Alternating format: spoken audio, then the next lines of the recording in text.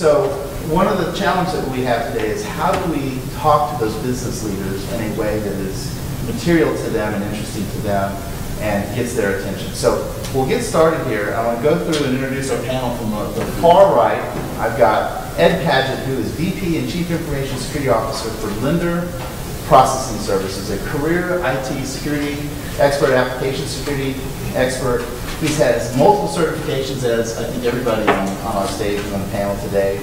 Prior to LPS, he was the Corporate Information Security Officer at First American Corporation and has served in numerous leadership capacities in the industry.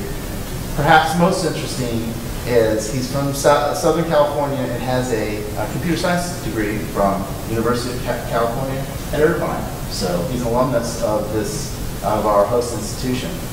To his left, right, is Richard Greenberg, who's the Information Security Officer for the County of Los Angeles Public Health. Many of you have seen Richard around. He's one of the organizers of this conference. So before we get going, let's give him a round of applause for working on this. This was really easy. It took a couple weeks to organize. You just whipped this thing together. Now, you've been working on this for about 6 months to a year, so I want to say thank you for that. In his other spare time, he's on the board of directors for the LA chapter of ISSA and OWASP. Translation, overachiever. I like it. Career security professional, and also has been very much in the public sector in both LA County in numerous roles, and will bring the public sector discussion, which is a slightly different one than some of the private sector discussions. To his left and your right is John Sapp, who also has an interesting role. He's at McKesson. It's a very small startup. They have a handful of people. There, how many dev teams? 45? 50? 45, somewhere between 45 and 50 internationally.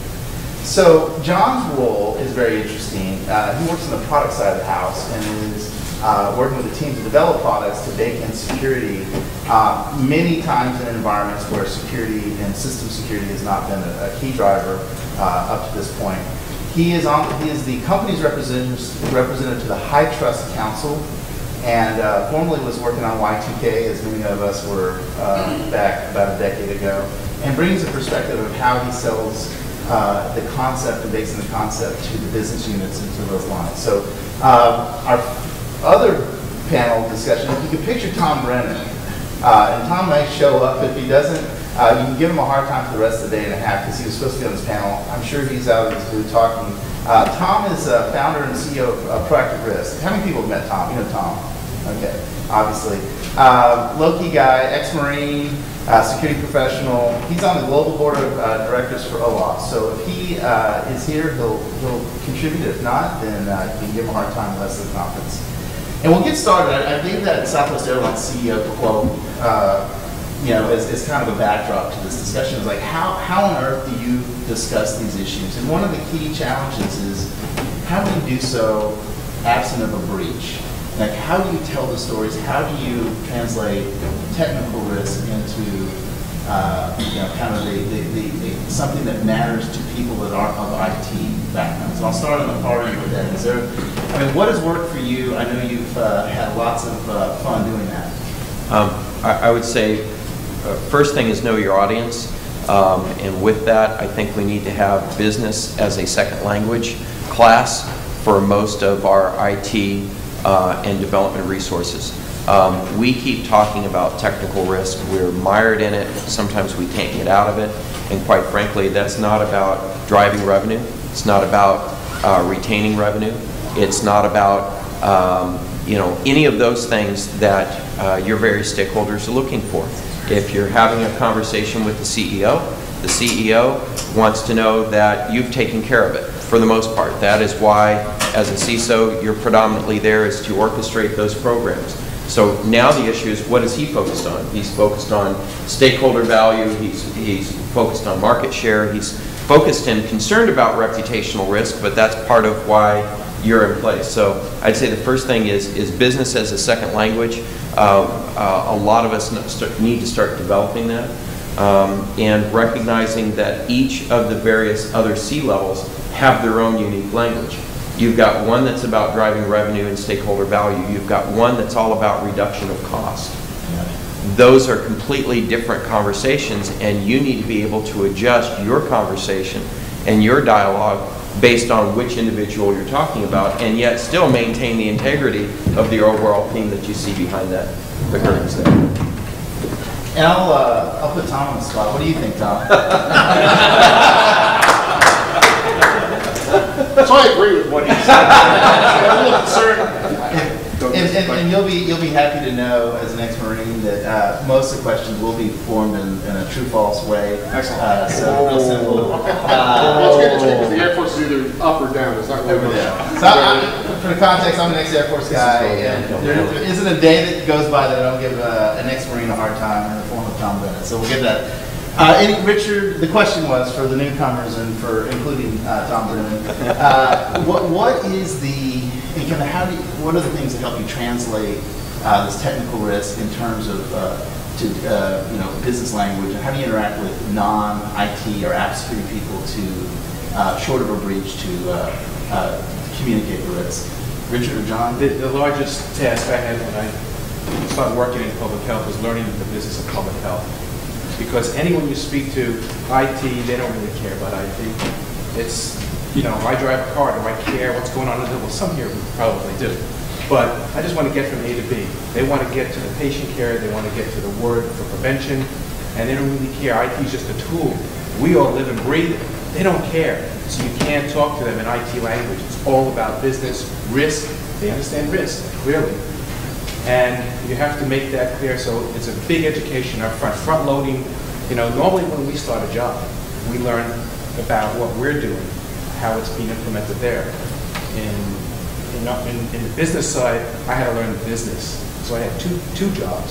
So the gray hairs I had was from picking up the role of the security officer because I had two jobs to learn about it. But clearly, it has to be their language. It can't be a compromise. Normally we like to look at that, hey, I'm C-level, it doesn't matter. You're just those guys in the back, that go back in the to rip apart a PC. No, I don't do that. It doesn't matter. You've got that label. So you have to be able to talk to them intelligent at their level. Now, a lot of them have advanced degrees in public health, your doctors out there. So it's a challenge. So you got to do your homework if you're going to talk to them. Otherwise, take a different job. And just to kind of take that a step further it is about risk. You can't talk vulnerabilities. You walk in with a report that says, hey, I found 20, 30,000 flaws in this application. You lost them right there. You got to help them understand that IT risk is business risk because they depend on IT every day, no matter what. I mean, try to go back and use a pencil for what we do today. Impossible. So what I do is I make it very personal to them. I try and find out, okay, what are their key drivers? What are their objectives? What are they trying to accomplish? And then, okay, how is it that, my overall application security program is going to help us accomplish that? And for me, it's a little different because we sell products to the healthcare market.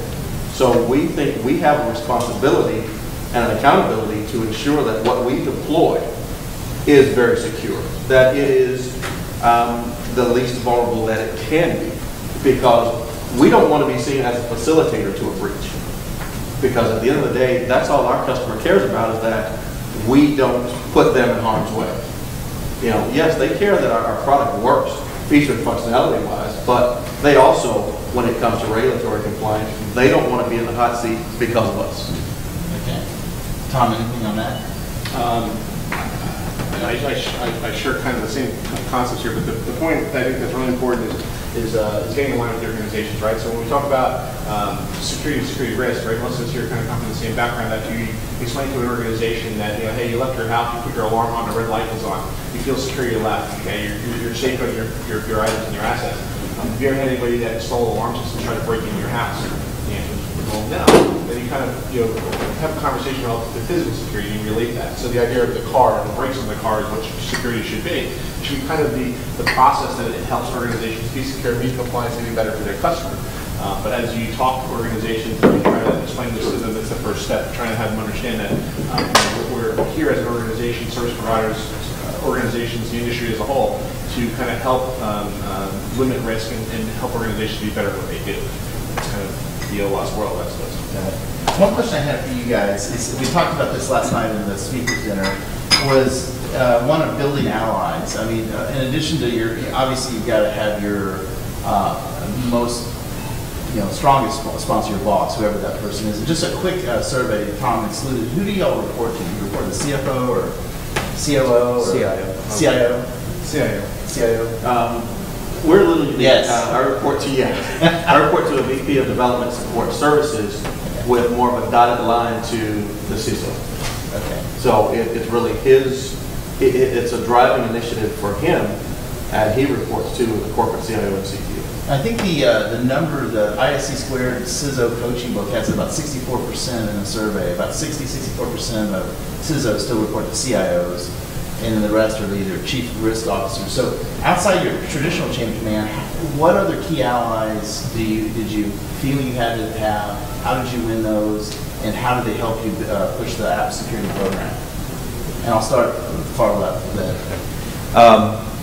For me, it's got to be 3 layers deep and 3 layers wide. I think a lot of times the mistakes that I've seen is people get one ally, one key stakeholder, and they focus on that and then continue to run their operations.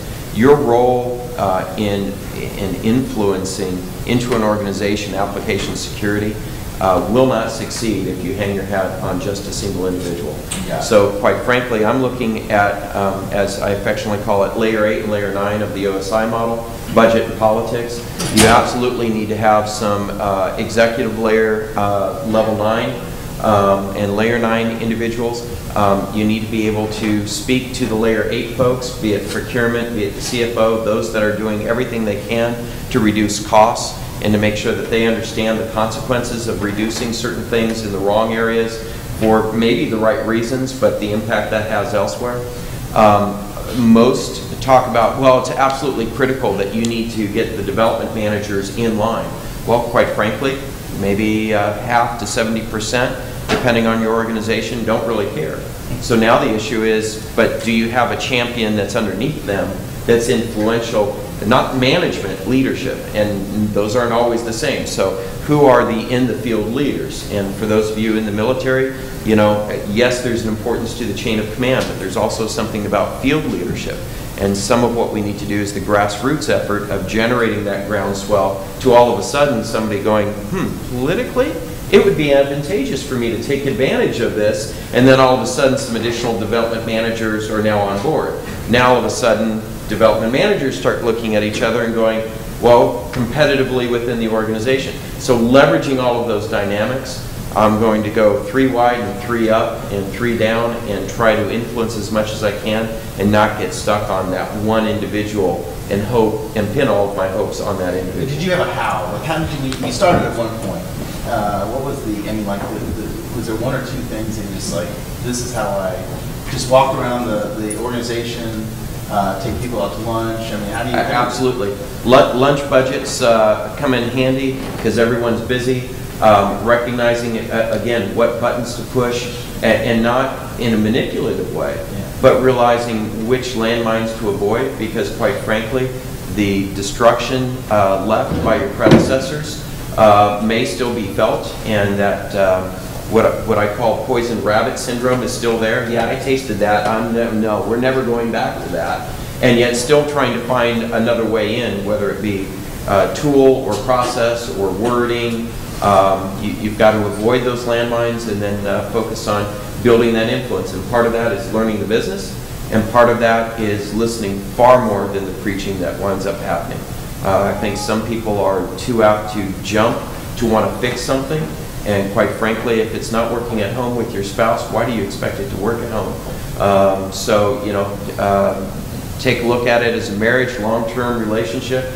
Shut up, listen, figure out what their issues are, and then figure out how can you contribute to their agenda while working yours instead of the other way around. It sounds like, what was it, How to Win Friends and Influence People, written about it's all that. I think there's a chapter in there about that. Yeah. Tom? I got a question about that. So I didn't hear you particularly call out on it in your conversation.